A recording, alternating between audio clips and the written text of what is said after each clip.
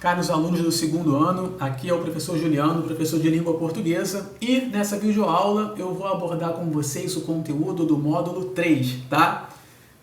Só peço licença para comentar o finalzinho do módulo 2, que diz respeito aos tipos de predicado, para não ficar nenhum assunto perdido.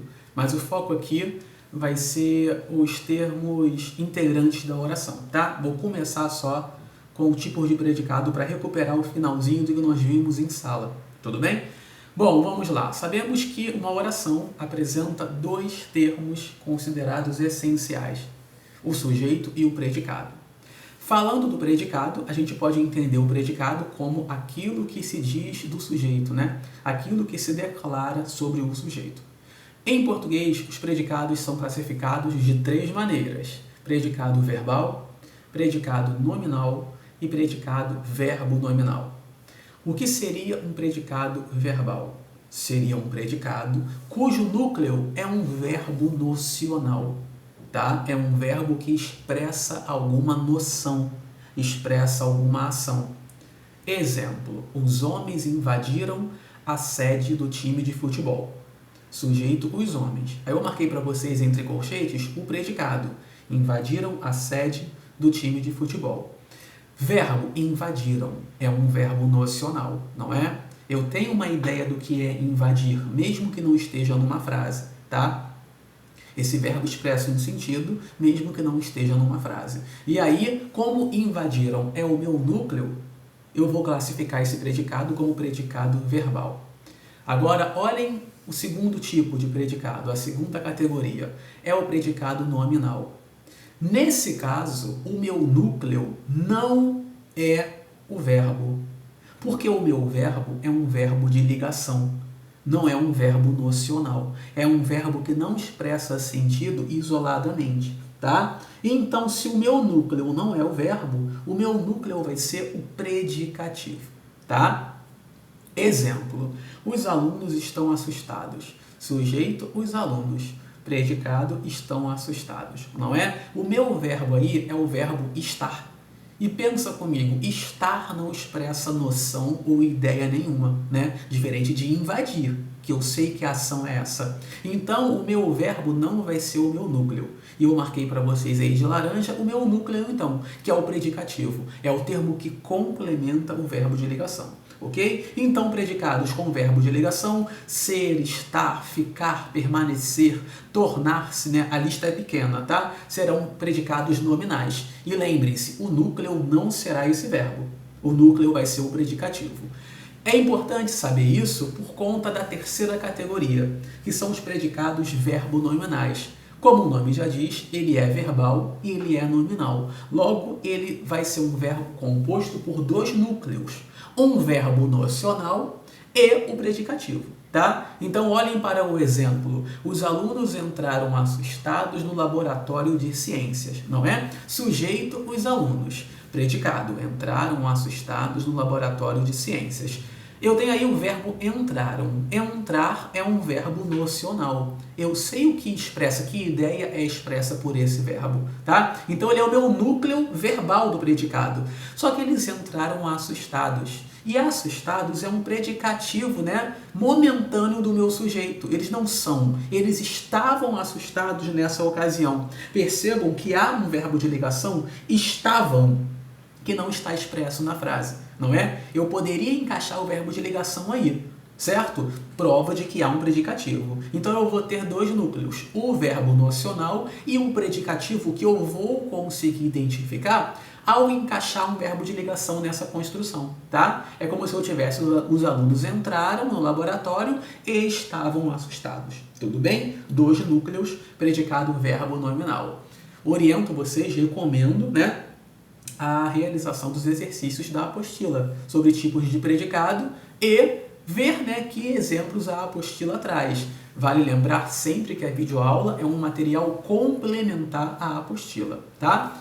Bom, aí sim, a gente entra na discussão sobre os termos integrantes da oração, tá? Gente, vamos começar pelos complementos verbais, né? Os termos que completam os verbos. Quando esse complemento verbal não é preposicionado, quando ele não é precedido de uma preposição, nós vamos chamar esse complemento de objeto direto. Eu trouxe para vocês aí 7 exemplos, tá? Porque dependendo da construção, esse objeto direto pode se comportar de maneira diferente. E aí, a dica que eu dou a vocês é a pergunta que deve ser feita ao verbo, não é? É a pergunta feita ao verbo que vai te dizer se o complemento dele é preposicionado ou não. Então, observa só. Aluguei uma casa de praia para o próximo verão. Sujeito desinencial, né? Sujeito elíptico. Eu. Predicado, aluguei uma casa de praia para o próximo verão. Verbo, aluguei. Aí agora você faz a pergunta. Quem aluga, aluga algo, não é? Olha como não há preposição entre o verbo e o seu complemento. Quem aluga, aluga algo. Como não tem preposição e esse verbo pede um complemento, eu vou classificá-lo como um verbo transitivo direto, porque ele vai ser complementado por um objeto direto, né? Aluguei o quê? Uma casa de praia. Então, uma casa de praia é objeto direto do verbo aluguei. Segundo exemplo, João acompanhou Maria ao cinema. Sujeito João.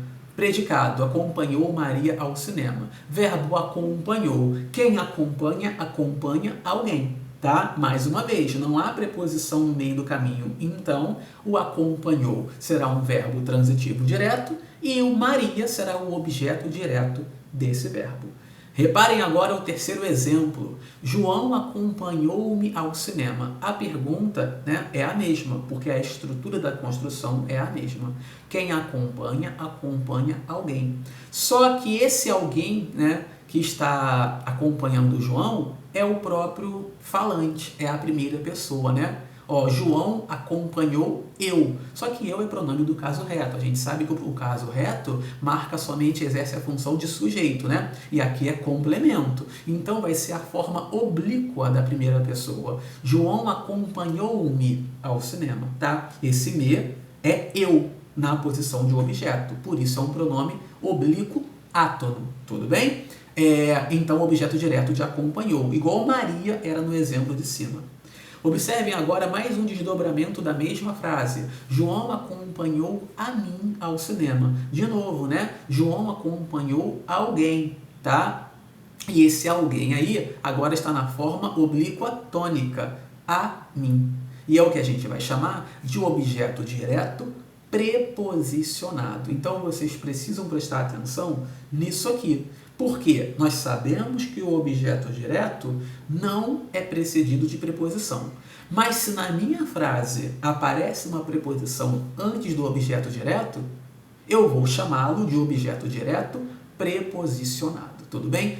Aí você vai perguntar, mas Juliano, como é que eu vou saber então que é direto ou indireto, né, se tem preposição? Pergunta ao verbo. É o verbo que vai te dizer se ele pede preposição ou não. O verbo acompanhar não pede a preposição. Quem acompanha, acompanha alguém, tá? Se apareceu na construção a preposição, você vai chamá-lo de o complemento de objeto direto preposicionado.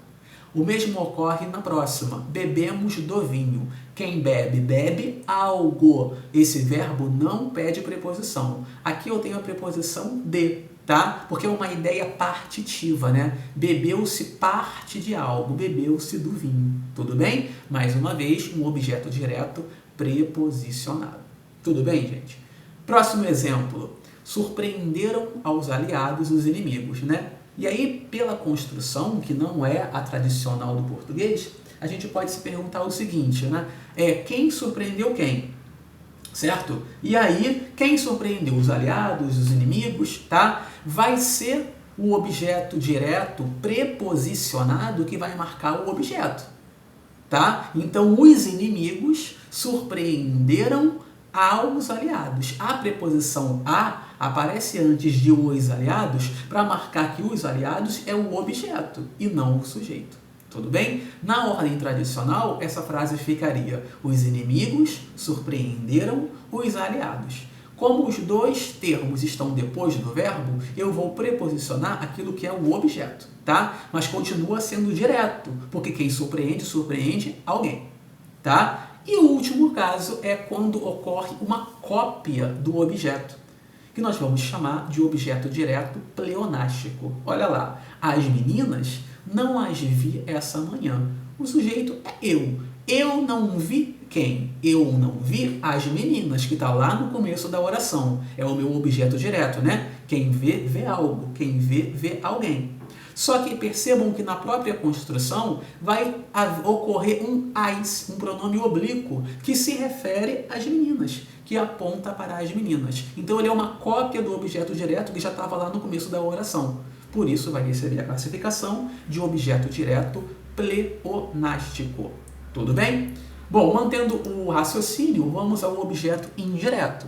Agora sim, são os complementos com preposição, tá? Quando você fizer a pergunta ao verbo, a preposição vai aparecer. Primeiro exemplo, ela desobedeceu ao combinado. Quem desobedece, desobedece a algo, ou desobedece a alguém. Tudo bem? Por isso que eu tenho um a aqui, ó, antes de o combinado. Esse a é minha preposição. Logo, o meu verbo será um verbo transitivo indireto. Quem desobedece, desobedece a alguma coisa. Então, ao combinado, objeto indireto. Tudo bem? O mesmo ocorre no segundo exemplo. Gosto dessa música francesa. Quem gosta, gosta de algo, não é? Logo, verbo transitivo indireto, complemento dessa música francesa, objeto indireto. Terceiro exemplo, ela nunca perguntou nada a João. Quem pergunta, pergunta algo a alguém. Percebam que agora eu tenho a ocorrência de dois complementos. Um direto, que é o algo, e um indireto, que é a alguém. Ela é o sujeito. Nunca perguntou o quê? Nada, objeto direto. A quem? A João. Por isso, objeto indireto. Como o verbo exige dois complementos, um direto e um indireto, eu vou classificá-lo como um verbo transitivo, direto e indireto.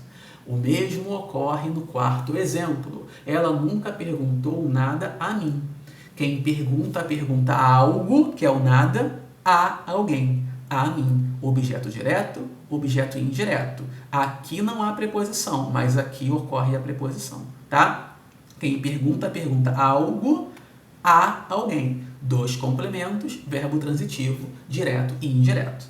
Quinto exemplo, ela nunca me perguntou nada, né? Igual, muito parecido com o que ocorreu lá com o objeto direto, só que agora com a função de objeto indireto. Eu posso trabalhar com o pronome oblíquo, né? A mim, ou com a forma átona, certo? Oblíquo tônico, a mim, ou a forma átona, né? Ela nunca me perguntou nada, porque quem pergunta, mais uma vez, pergunta algo a alguém. Pode ser a mim ou pode ser me perguntou. Os dois seriam objeto indireto, tá? E o quinto exemplo, o sexto exemplo, é mais um exemplo com cópia. A mim, ela só me desobedecia. Quem desobedece, ela desobedece a mim, né? Só que ela me desobedecia. A mim, ela só me desobedecia. Tudo bem? Aqui há uma inversão. Depois vocês consertem aí, por favor, porque a mim é o objeto indireto, né? O me que é a cópia, tá? Então consertem aí na hora de estudar, na hora de fazer as anotações de vocês, que foi um erro aqui na hora de montar a apresentação. A mim, objeto indireto, me, objeto indireto pleonástico. O me é a cópia do a mim. Tudo bem? Bom, gente, é importante destacar que, por vezes, quando a gente muda a transitividade de um verbo, nós podemos mudar o sentido dele, né? E isso tem tudo a ver com a questão da regência. Então, olha lá. O verbo assistir, por exemplo, pode expressar dois sentidos, né? Ver ou ajudar. Se é no sentido de ver, ele vai ser um verbo transitivo indireto. Nós assistimos ao documentário. Quem assiste, assiste a alguma coisa. Então, ao documentário sobre o novo coronavírus é um objeto indireto. Já no segundo exemplo, nós assistimos o Senhor, porque quem assiste, assiste alguém, no sentido de ajudar e não ver. Olha lá, nós assistimos o Senhor que tinha caído bem na nossa frente. Então, esse o Senhor que tinha caído bem na nossa frente é o objeto direto do verbo assistir. Aqui ele é intransitivo porque pede preposição com esse sentido. Aqui ele é transitivo direto, não é? Porque ele não pede um termo preposicionado. Transitivo indireto, preposicionado. Transitivo direto, sem preposição. Mudou o sentido.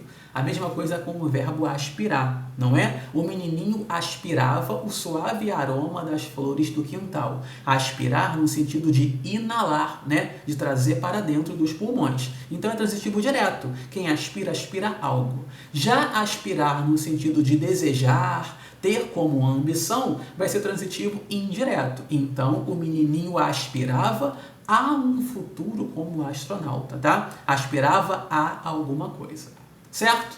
Bom, na sequência, o terceiro termo integrante a ser analisado é o complemento nominal. Só que agora, gente, qual é a questão? Ele vai complementar um termo que não é um verbo.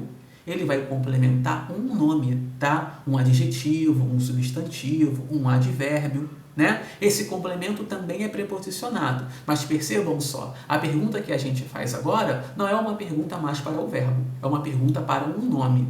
Olha lá, José era fiel a todos os seus amigos. Quem é fiel a algo ou a alguém, tá? A é minha preposição, né? É fiel a algo, é fiel a alguém. Como esse termo completa o sentido de fiel, e fiel é um adjetivo, nós vamos classificá-lo como complemento nominal. O mesmo ocorre no segundo exemplo. A mulher agiu independentemente de conselhos, não é? Quem age, age independentemente de algo, certo? Independentemente é um advérbio de modo, não é? E quem age independentemente de algo, de alguma coisa. Esse de algo ou de alguma coisa é de conselhos, que então é complemento nominal do advérbio independentemente. Terceiro exemplo, eu tinha necessidade de amparo. Quem tem necessidade de algo, não é? Então, de amparo complementa o sentido do substantivo abstrato necessidade. Quarto exemplo, a construção do prédio demorou 5 anos, não é? A construção de algo, tudo bem? Construção como um substantivo abstrato, né? O ato de construir. Ou seja, o prédio foi construído. A noção aí é passiva. O prédio sofreu alguma ação, não é? Então, toda vez que eu tiver um substantivo abstrato e um complemento preposicionado com essa noção passiva de ter sofrido aquela ação do substantivo, eu terei também o complemento nominal. Tá? Então, a construção do prédio demorou 5 anos, o prédio foi construído durante 5 anos. Certo? E o último termo integrante é o agente da passiva, não é? A gente é obrigado a trabalhar agora com as construções em que o sujeito sofre uma ação. Olha o exemplo. Mais de 2 milhões de dólares foram doados pela banda inglesa, não é? Pergunta-se ao verbo quem foi doado. Aí aparece o sujeito. Mais de 2 milhões de dólares, certo? Só que os 2 milhões de dólares não fizeram nada. Foi feito algo sobre eles, em cima deles, né? Eles sofreram a ação de serem doados, por isso a voz passiva. E quem é que fez algo na voz passiva? Quem doou? Foi a banda inglesa. Então, pela banda inglesa, é o agente da passiva. É o termo que exerce a ação numa construção passiva, em que o sujeito sofre a ação. Mais de 2 milhões de dólares é o meu sujeito. Pela banda inglesa, é o meu agente da passiva. Tá? Segundo exemplo, o conselho será dado por mim quando chegar a hora certa. Sujeito, o conselho. Ação, será dado. É uma locução verbal, não é? Verbo auxiliar e verbo principal. Percebam que o conselho não está fazendo nada, está sofrendo algo, né? E quem vai dar o conselho? Eu. Por isso que por mim é o agente da passiva. É aquele que pratica a ação numa construção passiva, não é? Se eu transformo da voz passiva para a voz ativa, olha como é que fica. Eu darei o conselho quando chegar a hora certa, né? E aí eu viro o sujeito. Por mim, ele é o agente da passiva, tá? Por isso que eu coloquei a observação aí. Na voz ativa, o sujeito corresponde ao agente da passiva na voz passiva. Então, esse eu, que é o sujeito da voz ativa, já que eu estou fazendo algo, vira o agente da passiva por mim, já que eu estou fazendo algo sobre um sujeito que está sofrendo algo. Tudo bem? É uma quantidade grande de informações, mas é o que eu digo para vocês. Estudar, tá? Fazer anotações, fazer comentários, tirar dúvidas e complementar com a apostila, certo? Grande abraço, até a próxima aula.